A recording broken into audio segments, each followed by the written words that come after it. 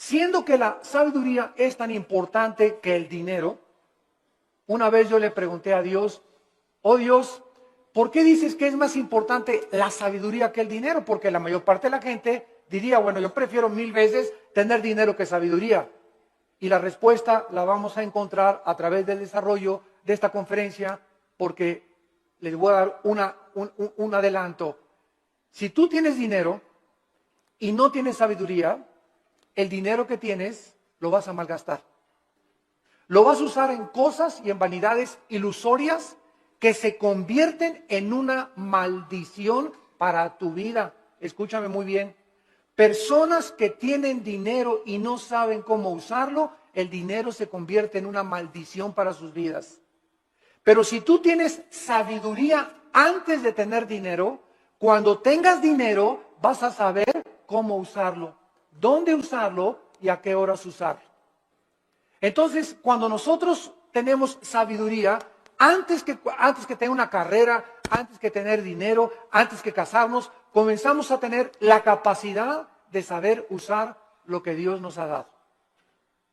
La sabiduría tiene una definición que es la siguiente a los que la quieran apuntar. La sabiduría se puede definir como la capacidad o la habilidad para poder entender y discernir qué hacer, cómo hacerlo y cuándo hacerlo. Es la capacidad para poder entender y discernir qué hacer, cómo hacerlo y cuándo hacerlo. También podríamos decir que la sabiduría es la capacidad para saber aplicar el conocimiento. El conocimiento nos lo da la Biblia. Y muchos que me escuchan ya saben que dice la Biblia en Efesios 5, maridos, amen a vuestras mujeres. Eso dice la Biblia, ¿verdad? Y todos los varones dicen, amén, amén, amén. Sin embargo, si yo tengo ese conocimiento nada más intelectual, y en mi casa yo no soy una persona caballerosa con mi esposa, una persona que la respeta, una persona que tiene consideraciones con ella, una persona a la cual yo tengo que tratar como un vaso más frágil, si yo no pongo en práctica lo que yo conozco, no puedo tener sabiduría. La sabiduría entra a mi vida cuando practico lo que yo sé. Porque hay muchos de ustedes que conocen mucho de la Biblia tal vez, o mucho de teología, o que nos están escuchando por televisión, sin embargo, no viven lo que conocen. Dicen una cosa y hacen otra cosa. Y ahí es cuando la personalidad se comienza a desintegrar. Cuando nosotros decimos una cosa y hacemos otra cosa, nuestra mente se comienza a dividir. En la psicología se le llama esquizofrenia, que significa mente dividida. Antes de que se definiera la esquizofrenia, en Santiago capítulo 1, la Biblia decía hace 2000 años, el hombre de doble alma. Se tradujo el hombre de doble ánimo. La palabra griega es nepesh, que es alma, es inconstante en todos sus caminos. Una persona con la mente dividida no puede ser igual en el trabajo, ni en el autobús, ni en la tienda, ni en el supermercado, ni en la escuela, ni en su casa. Una tiene una personalidad con sus amigos, tiene otra personalidad en la iglesia, que llega a la iglesia con cara de San Anselmo o de Santa Rita de Casia. Tiene otra personalidad allá en su trabajo. Son personas que tienen 2 o 3 personalidades porque están desintegrados. Ante sus amigos son aquí, no, allá por aquí. En la iglesia aquí, santo, santo, santo. En su familia son otra cosa. No son de una sola pieza, como decimos en México. Y Dios quiere que tú seas de una sola pieza. Que seas como eres aquí, allá, en la escuela, con tus amigos, a donde quiera que vayas. Y no lo eres porque no eres sabio, porque no tienes sabiduría. ¿Y por qué no tienes sabiduría? Porque no practicas lo que conoces. Ahora, ¿quién nos da esta sabiduría? La Biblia a través del Espíritu Santo. Porque la sabiduría no es amontonar conocimiento, como dicen en este mundo, esa persona es muy sabia. Ganó el premio Nobel de Medicina, ganó el premio Nobel de Literatura. Y se les consideran, o el científico Stephen Hawking en Inglaterra, que es el científico más grande ateo del mundo, lo considera una persona sabia. ¿A qué le llaman sabia a la gente? A los que tienen mucho conocimiento en determinado área académica. Pero la sabiduría de Dios es la capacidad para vivir, para ser papá, para educar a los hijos, para saber cómo educar a mi esposa, para tratar con el problema de mi hijo, para tratar con el problema de mi hija, para resolver los problemas en mi trabajo. Esta capacidad para resolver problemas en la Biblia se llama sabiduría. Porque hay mucha gente muy inteligente, con mucho conocimiento, sin que sepa cómo vivir. La persona que posee la sabiduría sabe distinguir entre el bien y entre el mal. Manifiesta una conducta responsable, sabe cómo actuar en diversas circunstancias, sabe cómo vestirse en diferentes circunstancias, sabe cómo usar el dinero y sabe cómo dirigir o gobernar una nación, una familia, una empresa y una iglesia. La sabiduría le da la capacidad a los gobernantes de tener un rumbo adecuado en la nación. ¿Qué es lo que vemos ahorita en el mundo? Un mundo de naciones, más de 200 naciones, con gobernantes, la mayoría sin sabiduría. La mayor parte de ellos ya, ¿verdad?, con problemas mentales muy fuertes, posicionados solamente en gobernar, en controlar el pueblo, en controlar a las masas, sin poder ellos beneficiar al pueblo, porque nunca descubrieron que el gobierno es para bendecir a los demás y no a su propio imperio. En Job, el libro de Job, capítulo 28, versículo 28, dice la Biblia: he aquí el temor del Señor es la sabiduría y el apartarse del mal la inteligencia. ¿Qué es lo que hace a una persona sabia? Temer a Dios. ¿Qué significa temer a Dios? ¿Tenerle miedo? No. Tenerle miedo a Dios te aleja de Dios. Y tener temor de Dios te acerca a Él. Esa es la diferencia entre el temor de Dios y tenerle miedo a Dios. No lo confundan. No es igual la gimnasia que la magnesia. Cuando yo tengo temor de Dios, vengo a Dios y respeto a mi esposa, respeto mis finanzas, pago mis impuestos, trato de tener una conducta responsable. ¿Por qué? Porque tengo el temor de Dios en mi corazón. Muchos de ustedes hacen lo que hacen porque no tienen temor de Dios. Muchos de ustedes, cuando nadie los ve, cuando están jóvenes, se besan, se abrazan, abusan de las caricias y se dicen cristianos. ¿Por qué lo hacen? Porque no tienen temor de Dios. Muchos varones viajan y cuando se meten a un hotel, no está la esposa, no hay nadie, alquilan una película pornográfica. ¿Por qué lo hacen? Porque creen que nadie los ve. Pero cuando tú tienes conciencia de que Dios te ve, no harías las cosas que tú haces si tuvieras el temor de Dios. Esta es la razón por la cual Salomón, regresamos ahora a nuestro pasaje, estaba preocupado por ser un rey sabio. Era joven, acababa de consolidar su poder, acababa de sofocar una rebelión interna de gobierno de su hermano Adonías, eliminando a sus enemigos. Y la nación de Israel se encontraba ahora perfectamente unificada por un liderazgo que era él, y había paz por todos lados.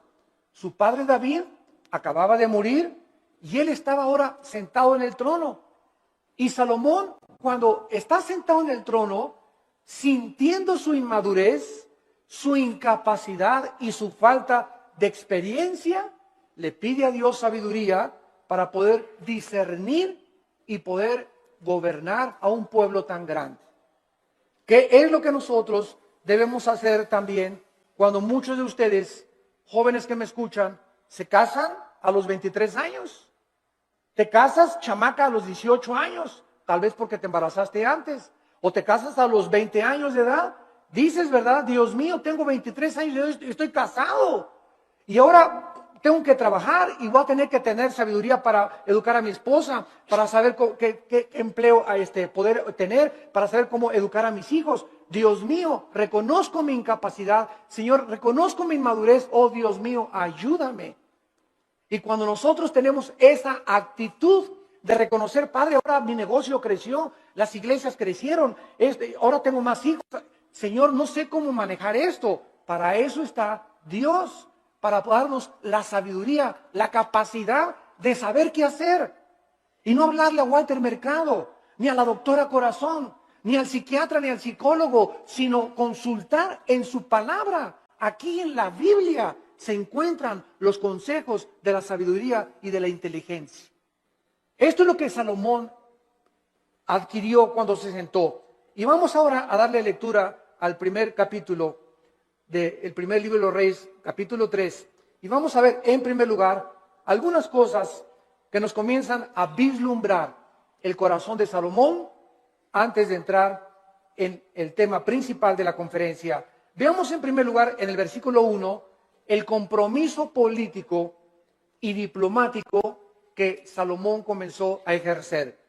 Salomón hizo parentesco con Faraón, rey de Egipto, pues tomó la hija de Faraón y la trajo a la ciudad de David. Entre tanto que acababa de edificar su casa y la casa de Jehová y los muros de Jerusalén alrededor.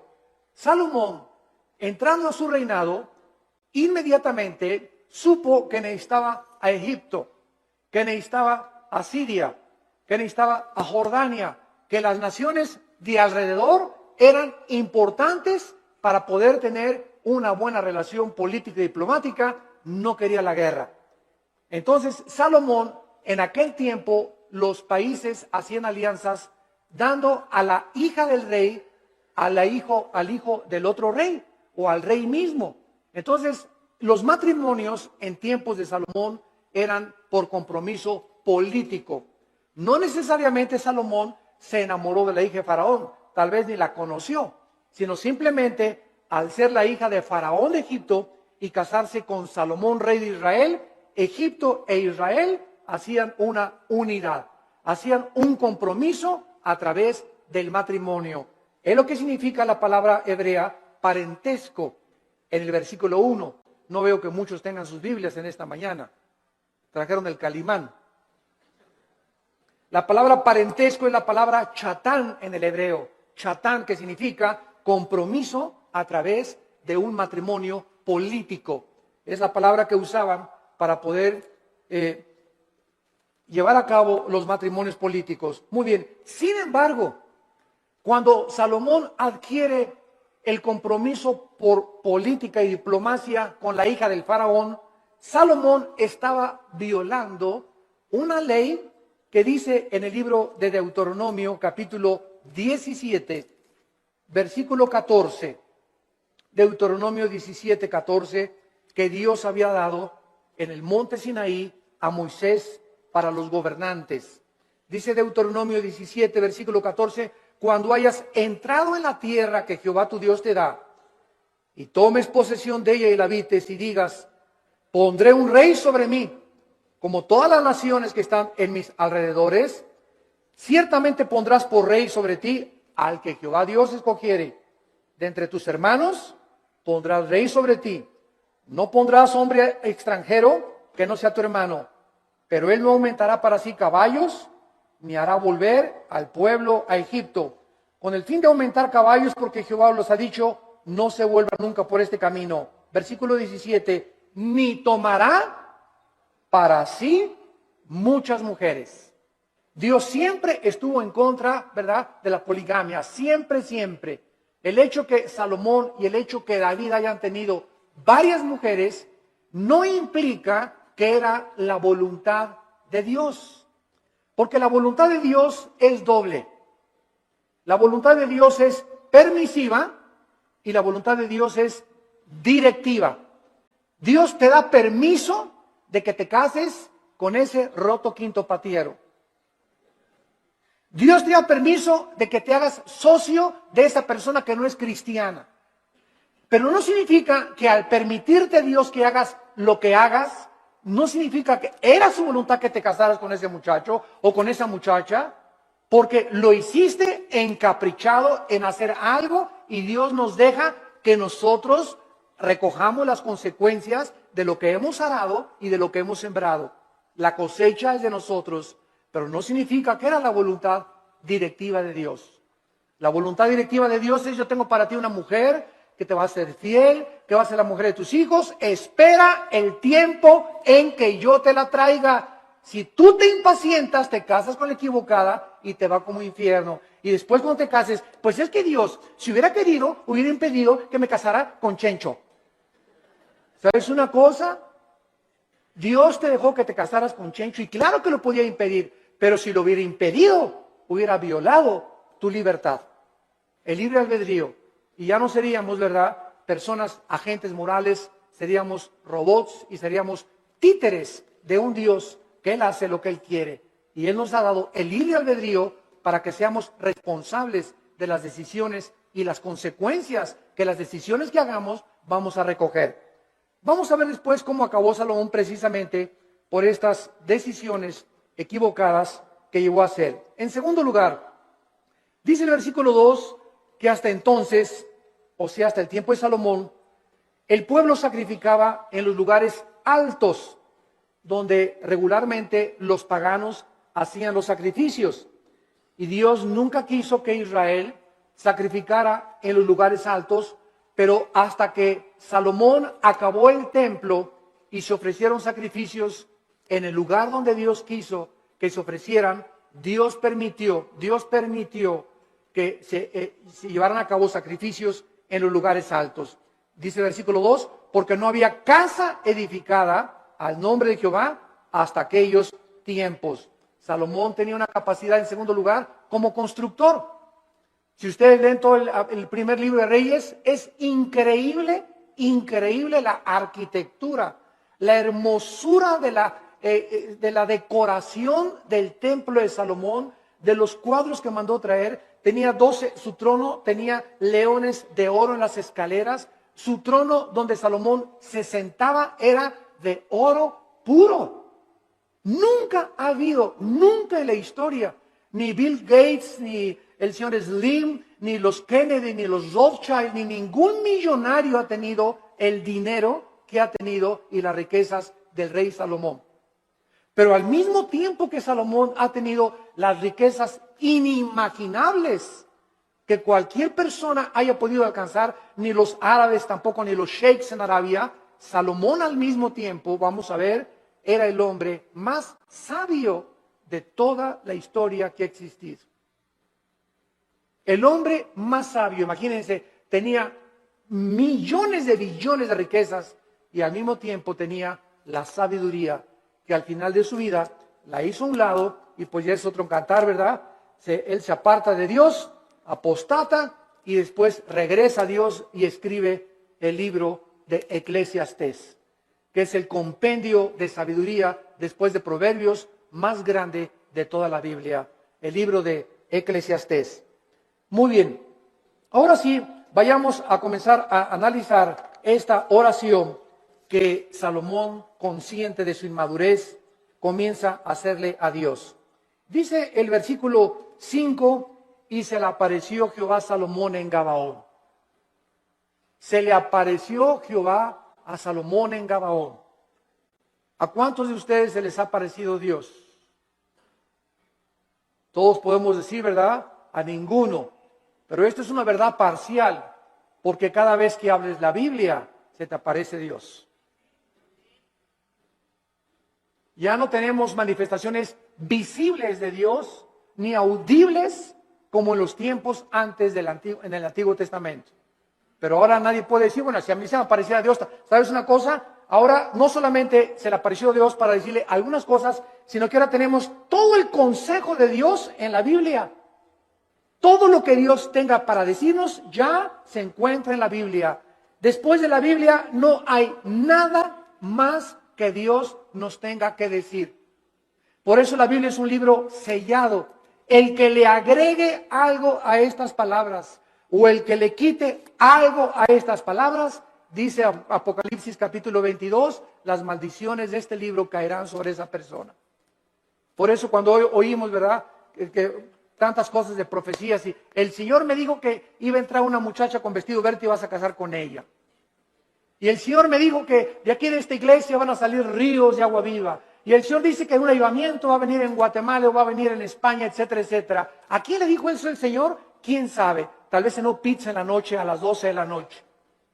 Y comienzan a decir cosas que no están en la Biblia, que asumen que Dios dijo, pero Dios no lo dijo. Porque profetizar no es anunciar el futuro. Profetizar es comer esta palabra y cuando hablas, hablas esta palabra. La persona que predica la palabra es un profeta. Un profeta no es una persona que dice, va a pasar esto o va a pasar aquello. Esos son adivinaciones. No confundas la profecía con la adivinación. Ahora, en el Antiguo Testamento había videntes. La palabra naví en el hebreo, que se les dio profecías del futuro. Todo lo que va a pasar ya está escrito en la Biblia. Cuídense cuando va a temblar en Toluca en febrero del 2011. Y el Señor me dijo que a las 10 de la mañana, cuídense, hermanos y hermanas en Cristo, de todas estas falsas profecías. A la luz y al testimonio. Si no es a la palabra de Dios, no les ha amanecido, dice el profeta Isaías. Entonces Salomón tiene la aparición de Dios en sueños y le dice, Dios es Salomón. Escuchen esto, versículo 5. Pide lo que quieras que yo te dé. Ni Santa Claus, ¿verdad? Ni Aladín y la lámpara maravillosa, cuando el genio se aparecía y le decía a Aladín, no, pídeme lo que quieras. Aquí estamos ante el Dios creador de los cielos y de la tierra. ¿Y qué vemos en primer lugar? Una invitación de Dios que Él nos hace, no solamente a Salomón, sino también a nosotros en el Nuevo Testamento. Clama a mí y te responderé, dice Jeremías 33:3. Y te enseñaré cosas grandes y ocultas que tú no conoces. Ahora aquí inmediatamente podríamos asumir, si aparece Dios, pídeme lo que quieras, un Cadillac último modelo, Señor.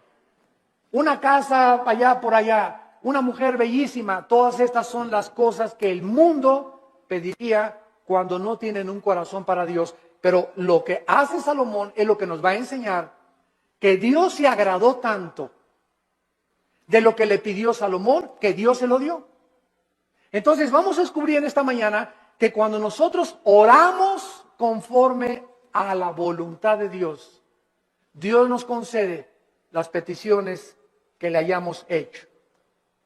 Esta palabra que Dios usa para pedir, Saal, en el hebreo, se usa 8 veces en este solo capítulo. Y lo primero que vemos es el verdadero incentivo para orar. ¿Qué es lo que nos debe motivar para orar?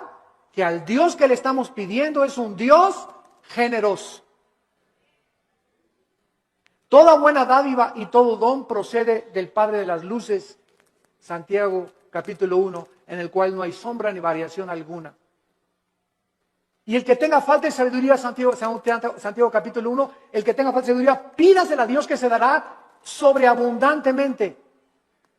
Efesios 3:20, y aquel que es poderoso para hacer todas las cosas mucho más abundantemente de lo que le pedimos o ni siquiera nos imaginamos, según el poder que actúa en nosotros. Esto es muy importante porque mucha gente, yo he conocido que dicen, ay Señor, Señor, por favor, y creen que Dios está por allá lejísimos, ¿verdad? Y te pido, Señor, y gritan y se tiran y se revuelcan en el piso, etcétera, etcétera, y lloran. Y dice Efesios 3:20 que lo que le pedimos a Dios lo responde de acuerdo al poder que está afuera o adentro. ¿Perdón? Según el poder que actúa dentro de nosotros. Entonces, dentro de nosotros está el Espíritu Santo. Yo solo tengo que hincarme en el secreto de mi oración y entrar en comunión con Dios, y Él me está oyendo, Él está dentro de mí, y no tengo que buscar manifestaciones de Dios externas, porque el poder está dentro de mí. Y dentro de mí, si el Espíritu Santo, yo tengo una relación de compañerismo con Él y camino en santidad con Dios, lo que Dios me pone dentro de mí, me lo va a dar. Porque Dios se agrada cuando le pedimos conforme a su voluntad. Aunque nosotros no somos reyes ni gobernantes como Salomón, con el mismo nivel de responsabilidad que tenía Salomón, ¿acaso no es al mismo Dios al que se acercaba Salomón en el Antiguo Testamento en oración? En Primera de Juan capítulo 5, en el Nuevo Testamento, Primera de Juan capítulo 5, versículo 14 y 15, dice la Biblia, y esta es la confianza que tenemos en Él. Cuando comenzamos a orar, si no hay esa confianza en ti, no ores. Porque el que se acerca a Dios es necesario que crea que Dios existe. Esta es la confianza que tenemos en Él, que si pedimos alguna cosa conforme a su voluntad, conforme a lo que Dios quiere para nuestra vida, Él nos oye. Si yo tengo un niño de 10 años y me dice, papá, cómprame un BMW, ¿se lo voy a comprar? Ay, papá, no me quieres porque no me compras un reloj Rolex de oro. Chamaco de 15 años, pirruris. ¿Por qué no se lo doy? Porque no es que yo no ame a mi hijo, claro que lo amo a mi hijo. Pero no se lo doy porque no puede él todavía llevar tantas alhajas en su cuerpo, ni tener un coche último modelo a los 15 años, porque le hago un mal más que un bien. Ahora, si él comienza a conocer, si mi hijo tuviera la sabiduría a los 10 o 15 años de conocer que él no tiene la madurez para poder usar las cosas que él quisiera, no me pediría eso. Entonces me diría, papá, dame un reloj conforme a lo que tú crees que debo de usar. Dame un coche, conforme el coche que tú quieras, dámelo. Ya no le pediría un Cadillac, sino, Señor, lo que tú me quieras dar. Entonces, es importante que nosotros sepamos cuál es la voluntad de Dios para nuestras vidas. ¿Y cómo la puedes saber? Leyendo la Biblia. ¿La lees diario? ¿La memorizas diario? Este año, si te pasara aquí al frente, a ver, pásale aquí, Pancho Pancholín. ¿Cuántos versículos ahorita, dinos de memoria a toda la iglesia, o cuántos capítulos de la Biblia memorizaste en el año 2010? ¿Te sabes el Salmo 23 de Perdis? ¿Te sabes de Perdis el Salmo 91? ¿O nada más sabes Juan 3:16? De tal manera amó Dios al mundo que dio su Hijo unigénito. ¿Cuántos versículos memorizas a la semana? Si tú no memorizas la palabra de Dios no la puedes guardar en tu mente. Si no la guardas, no la puedes meditar. No puedes pensar en ella, murmurarla, reflexionar en ella, ponderar en ella, porque necesitamos memorizarla, masticarla, asimilarla y guardarla en nuestro corazón. Y ahí se queda, y largura de días y años de vida y paz te aumentarán, y la sabiduría comenzará a manifestarse en tu vida. Hermanos, el cristianismo no venía aquí solamente el domingo, de 9:30 a 11 de la mañana, o de 12 a 3 o al servicio a la iglesia que tú vayas. El cristianismo es creer lo que Dios dice. Josué de día y de noche medita en este libro de la ley, le dijo Dios en Josué 1:8 y 9, para que prosperes. Ay, hermano, no salgo de perico perro. Y en el 2010 no me alcanzó ni para la colegiatura, no tengo ni para el aguinaldo, no tengo esto, no tengo aquello. Y Dios te pregunta, ¿y por qué si tienes un padre millonario? Es como el que estaba sentado ahí en la banqueta sin zapatos y con un taquito y nada más así. Y llega una persona, ¿y quién eres tú? Soy hijo soy hijo del rey de Inglaterra. ¿Y por qué estás sentado en la banqueta? Y traía el muchacho una chequera aquí. Pues porque no creo que mi papá me vaya a dar lo que me tenga. Mira, la chequera la tienes en blanco y tu papá te dio la chequera en blanco para que pongas la cantidad de los cheques que tú quieras. No tienes por estar como un limosnero pidiendo en la calle. Y la chequera es la Biblia. Tenemos la chequera de Dios para que la guardemos aquí en nuestro corazón y no andemos ahí mendigando ni causando lástimas. Tenemos un Padre que nos quiere dar todo, pero ¿por qué no nos los da? Porque le pedimos conforme a nuestros gustos. Le pedimos cuando lo necesitamos, cuando tenemos una tragedia, cuando viene un problema moral, cuando nos enfermamos, cuando estamos en el hospital. Señor, ayúdame. Señor, te pido, mi hija se fue a mi casa. Ayúdame con este negocio. Y ya no tengo dinero y no me alcanza. Pero los días anteriores, los meses anteriores, ¿has tenido compañerismo con Él?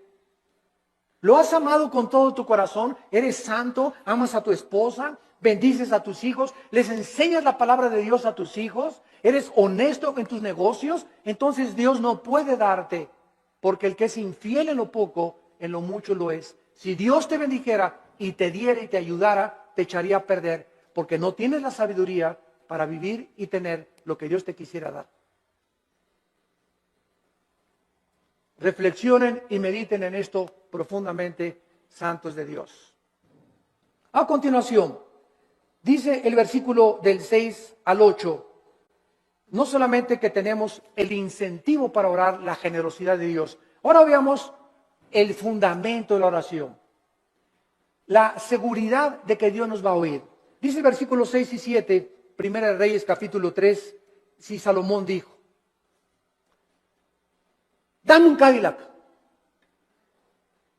hazme un millonario, dame $1,000,000 y le doy $500,000 de ofrenda a la iglesia. Es la oración de casi todos los cristianos. Bendíceme, Señor, si me das 5 millones de pesos, te prometo que le doy 3 millones de pesos a la iglesia. ¿Sabes una cosa? Tú dices, ¿cuánto tienes ahorita en el bolsillo? Pues ahí tengo como unos 5,000 pesos.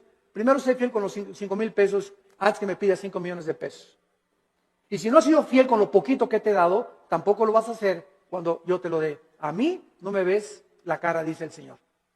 Dios no puede ser burlado. Entonces tenemos que entender eso, ¿verdad? Vean ustedes ahora, cuando Dios le dice a Salomón: pídeme lo que quieras. ¿Por qué Dios le concedió a Salomón lo que le concedió? Salomón le contestó, en primer lugar: tú hiciste gran misericordia a tu siervo David, mi padre. En primer lugar, recuerda, antes que nada, antes de pedirle, recuerda lo que él había hecho con su padre anteriormente.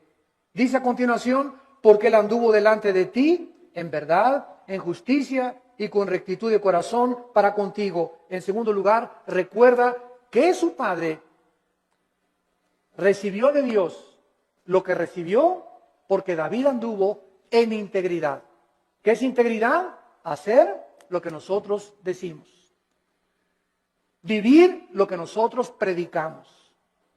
Si tú predicas una cosa y vives otra cosa, no eres una persona integral, íntegro. Te estás desmoronando, te estás desintegrando, tu mente se está dividiendo y se puede dividir en 2 partes, en 3 partes, hasta en 4 partes. Y después los psicólogos entran y dicen desórdenes múltiples de la personalidad humana. Personas que tienen hasta 5 personalidades y que se consideran como psicópatas, que ya tienen que ser internados en un hospital para enfermos mentales, que nunca su problema fue el problema mental, su problema fue que nunca resolvieron sus pecados pasados. No quisieron oír la voz de Dios en sus corazones. En tercer lugar, dice David: y tú le has reservado esta tu gran misericordia, en que le diste hijo que se sentase en su trono, como sucede en este día. Salomón, antes de pedirle nada a Dios, recuerda que el hecho de que él esté sentado donde él está sentado como rey, no es porque él lo mereciera. Era inmaduro, no había hecho nada para Dios, estaba construyendo apenas el templo, sino que Salomón dice: yo estoy como estoy y yo estoy como rey de Israel porque tú hiciste un pacto con mi papá. Y por la misericordia que le tuviste a mi papá, yo estoy sentado aquí. Yo no merezco estar sentado aquí. Lo estoy por causa de la misericordia que tú tuviste para con mi padre. Y esto es algo muy importante porque muchos de ustedes están donde están por las oraciones de tu mamá, por las oraciones de tu padre, tal vez las oraciones de tu abuelo que tú no llegaste a conocer. Pero Dios nos ha prometido: la generación de los justos será bendita. La generación de los justos será bendita y sus hijos heredarán la tierra. Salmo 112, 1 y 2. ¿Qué significa esto? Que aunque tengamos nosotros todavía hijos que vemos que no vienen al camino, yo conozco muchos grandes hombres de Dios, muchos misioneros que murieron y sus hijos no eran cristianos y se salvaron después de que se murieron los papás. Pero Dios cumplió su palabra.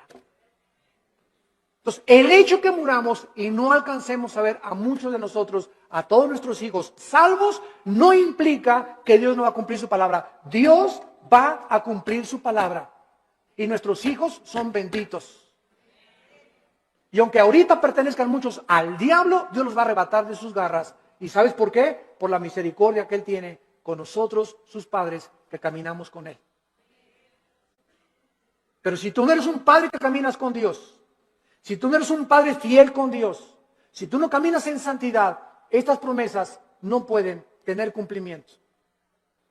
La misericordia de Dios es sobre los que le temen y sobre de ellos hará conocer sus pactos.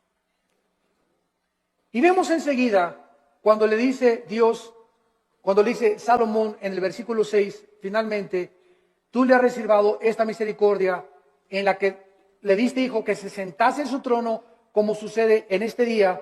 Vemos la fidelidad de Dios de una forma maravillosa.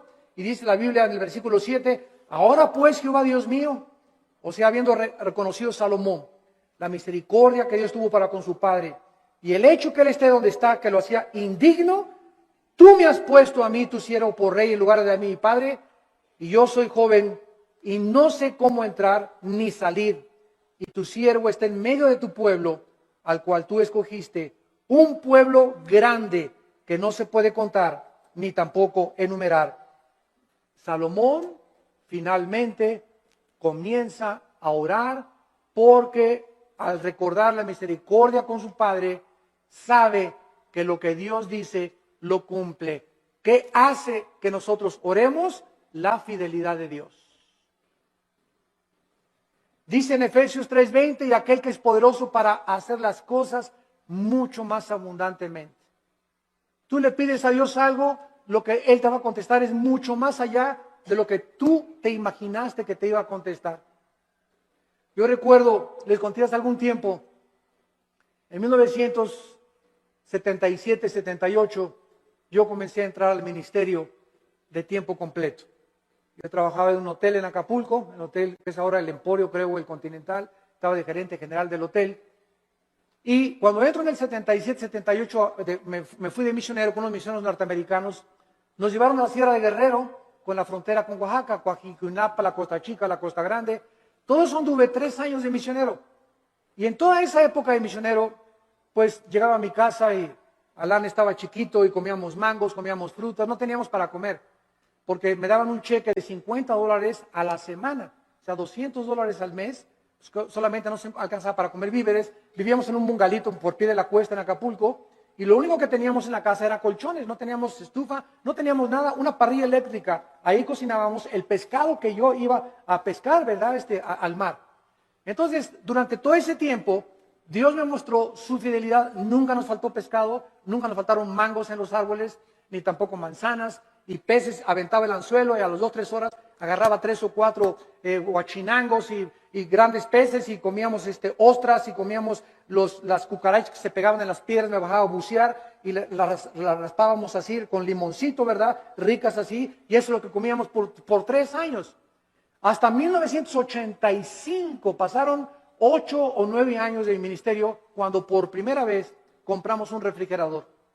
Compré una lavadora de esas que vendían en Salinas y Rocha, de esas que chun chun que hacen así, para acá y para atrás. Las señoras ya saben cuáles son, ¿verdad? Rum, rum, así es, las lavadoras antiguas. Pagué como 3 años en pagarla, y hasta el 85 me regalaron una camioneta combi usada con 80,000 kilómetros, y en esa nos transportábamos después de tantos años de caminar y conocer a Dios. Entonces, Dios es fiel, pero Dios no te da las cosas así. Y ahora todo el mundo quiere casarse, ya quiero un plasma, y quiero tapetes persas, y cortinas que vengan de España, y cuadros aquí, y quiero un coche último modelo, y ya todo el mundo ahorita es una ambición, pastores que ya quieren una iglesia grande, ya quieren 500 personas, etcétera, etcétera, cuando no saben que irá andando y llorando el que lleva la preciosa semilla, y regresará con gozo trayendo las gavillas. Hay que arar y arar y arar la tierra y caminar y arar. El ranchero va rompiendo la tierra, y primero aras, primero rompes, sudas lo que tú estás haciendo, y después ya vienes y siembras la semilla, y después viene la tercera fase, que es la cosecha. Tenemos que arar, tenemos que sembrar y tenemos que cosechar. Pero si tú no trabajas, si tú no aras y no siembras, ¿por qué esperas recoger? Entonces tú no vas a recoger nunca en la vida lo que nunca has sembrado, en lo que nunca has trabajado. ¿Quiénes son los que poblan las cárceles? Almoloya, el reclusorio, personas que creyeron que sin trabajar, sino quitándole el dinero o vendiendo algo rápido, droga, podían obtener ganancias inmediatas, y tarde o temprano acaban en esas cárceles. porque la Biblia dice, ganarás el pan con el sudor de tu frente. Y todo lo que es fácil y lo que es barato no tiene la bendición de Dios. Dinero mal habido será maldecido. Es una ley inexorable espiritual. Salomón, pues, comienza a decirle a Dios, yo soy joven, no sé cómo levantarme, no sé cómo gobernar, no tengo la madurez y quiero, por favor, Señor, versículo 7, que me des a mí, versículo 8, la capacidad para poder gobernar. Cuando Dios le dijo a Salomón, pídeme lo que quieras, Dios estaba probando el corazón de Salomón. Y cuando venimos en oración y le pedimos a Dios, de la abundancia de las palabras, de la abundancia del corazón, habla la boca. Lo que tú le pides a Dios denota y manifiesta lo que realmente quieres en tu corazón. Y vamos a ver el gran secreto de por qué Dios le contestó esta oración. En el versículo 7 y 8, Salomón reconoce que él no tiene la capacidad de gobernar un pueblo tan grande, ni numerarlo por tanta y grande multitud. Su principal capacidad de la cual él comienza a reconocer es que él necesitaba una cosa importante. Versículo 9, dale, es lo primero que Salomón le pide, dame un corazón entendido. Por favor, la palabra entendido es shama, que significa oír o escuchar. Vamos a ver, vamos por orden, esto es muy importante, síganme con cuidado. Dame un corazón que sepa escuchar a la gente. Es lo que significa entendido. Shama, viene de la palabra hebrea Shema. Cuando dicen Deuteronomio 6, Shema Yisrael Adonai Elohim Adonai Echad, se tradujo, oye Israel, Jehová tu Dios, uno es. Shema, oye, Shama aquí es escuchar. Dame un corazón Shama, que sepa escuchar. Ahora, dice el versículo 9, que sepa escuchar para juzgar a tu pueblo y para discernir entre lo bueno y lo malo. Vean ustedes con cuidado lo que Salomón está pidiéndole a Dios. Señor, permíteme presentarme ante tu pueblo. Supongamos que ustedes son el pueblo de Dios. Y un gobernante necesita oír. Un pastor necesita, para dar consejería, oír. Pero cuando nosotros oímos, y muchas veces lo que los gobernantes oyen del pueblo, no siempre es la verdad, ¿correcto? Porque ve una señora, y mi esposo esto y el otro, y bla, bla, bla, bla, y bla, bla, bla, bla. Y el pastor o el cristiano que oye a la esposa y asume que la esposa tiene razón, sin haber oído la otra parte, al esposo es una persona sin inteligencia ni tampoco discernimiento. Entonces, no creas todo lo que la gente te dice. Y ya supiste que fulano y tal, bla, bla, bla, bla, bla, bla, bla, bla. Y ya supiste que fulanita la vio la noche y bla, bla, bla, bla. Y ya viste lo que se dijo ese pastor que bla, bla, bla, bla, bla. Ten mucho cuidado cuando tú oigas y asumas que lo que te están diciendo es verdad. Entonces, ¿qué necesitamos para saber si lo que nos están diciendo es verdad o no es verdad? Necesitamos discernimiento. Y el discernimiento es una capacidad que el Espíritu Santo da para poder distinguir entre el bien y entre el mal, entre la mentira y la falsedad, entre lo que es real y lo que no es real. Y esta capacidad no la da ningún libro, ninguna escuela, ningún seminario, la da Dios. A los que han aprendido antes escucharlo a Él. Cuando tú vienes a la Biblia, ¿a quién estás oyendo? A Dios. Y tu contacto con la Biblia es diario, la lees y la memorizas y la guardas y la lees en la mañana y antes de acostarte y estás en contacto con la Biblia. Entonces, al estar oyendo a Dios, automáticamente el Espíritu Santo, la palabra de Dios la convierte en discernimiento. Y tú comienzas a manifestar una capacidad en la vida para que cuando estés escuchando algo tengas el juicio adecuado para juzgar. Hasta nuestros hijos. Llega Pepito, papi, que son mustios los chamacos, ¿verdad? Pegó, y no es cierto que le pegó, sino que él viene así porque él le pegó al otro. Pero son expertos los niños en venir y culpar al otro hermanito antes de que sepan que él fue el culpable y le peguen a él. Entonces viene corriendo y cuando el papá ya sabe, espérame, ya te conozco, mijito, ¿verdad? A ver, ya sé, ¿verdad? Y le hablas al otro hermanito y ya sabes que lo que te quiere es chantajear. Entonces comenzamos, no nos inclinamos porque a Pepito lo quiero mucho, mis sentimientos los crucifico. Quiero hacer justicia con mis hijos y que mis hijos sepan que soy parejo con todos. Cuidado con los consentidos, porque esto no es de Dios. Este fue el problema de José en el Antiguo Testamento cuando su padre Jacobo lo consintió demasiado. Los hermanos comenzaron a tener envidia y acabaron vendiéndole a Egipto. Entonces Salomón pide la capacidad de poder juzgar al pueblo. Vean ustedes, y aquí está el centro de toda nuestra conferencia, el motivo principal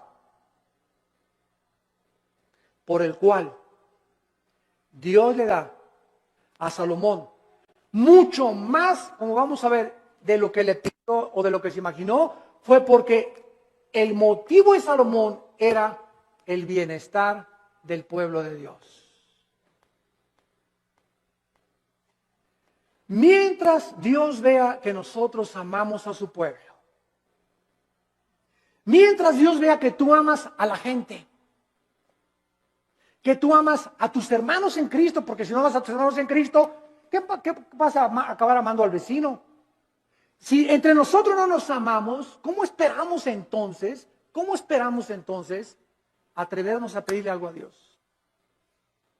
Si entre nosotros nos volteamos los cañones unos contra otros y nos atacamos unos a otros, y atacas a ese pastor, y atacas a ese hermano, y a ese coordinador, y ese decán, y ese seguridad afuera que me dijo que no me estacionara aquí, y tú qué te crees que no sabes quién soy yo, y tenemos esa actitud de siempre autoritarismo, y siempre soberbia, y siempre mis intereses, y yo, el rey del yo.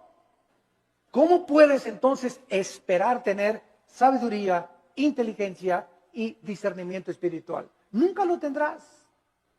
Porque Dios quiere que seamos humildes unos con otros, que nos perdonemos unos a otros, que nos aceptemos con todos nuestros defectos, unos a otros, que nos toleremos y nos aguantemos como Cristo nos perdonó y nos soportó en la cruz. Y si Dios me aguantó con todo el costal de barbaridades y de cochinadas y de pecados que yo traía y fueron puestos en la cruz, ahora me dice Dios, ve y tú haz lo mismo con los demás. Ama a mi pueblo, dice el Señor, porque por el amor que os tuviereis, el mundo sabrá que sois mis discípulos. Pero si estamos entre nosotros con celos y envidias y críticas y calumnias y maldiciones y este y el otro y por aquí y por allá, es un pueblo carnal. Son los que se van a quedar en el desierto. Nunca van a entrar a Canaán, nunca tendrán la bendición, nunca tendrán respuesta a sus oraciones, porque nunca quisieron morir a sí mismos. Nunca tendrán sabiduría. Navegarán siempre por diferentes aguas, como veletas en la vida, llevados por todos vientos de doctrina. Nunca tendrán el timón en sus manos, su vida, su barco, nunca tendrá curso, siempre irá donde va el viento. Como veletas, como veleros, sin un motor, sin sabiduría, sin convicciones, porque nunca amaron al pueblo de Dios. Amados, amémonos unos a otros.